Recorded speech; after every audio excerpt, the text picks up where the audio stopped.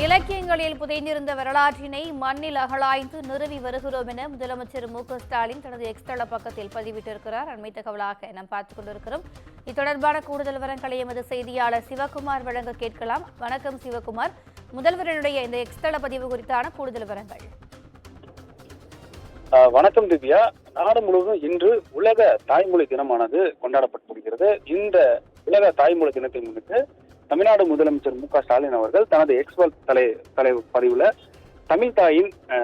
தமிழ் மொழியின் அம்சங்கள் நிறைந்த கவிதை ஒன்றினை தற்பொழுது பதிவிட்டிருக்கிறார். அந்த வகையில எம்மொழிக்கும் பாய்ச்சதல்ல எம்மொழி, இலக்கியங்கள் புதைந்திருந்த வரலாற்றினை மண்ணில் அகலாய்ந்து நிறுவி வருகிறோம்.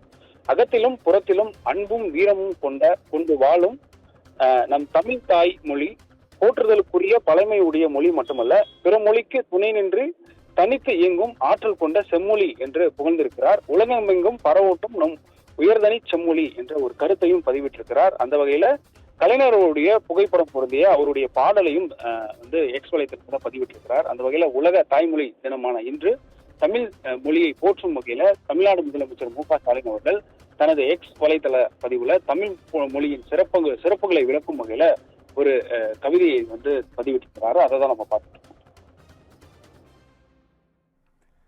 கூடுதல் விவரங்களுக்கு நன்றி சிவகுமார்.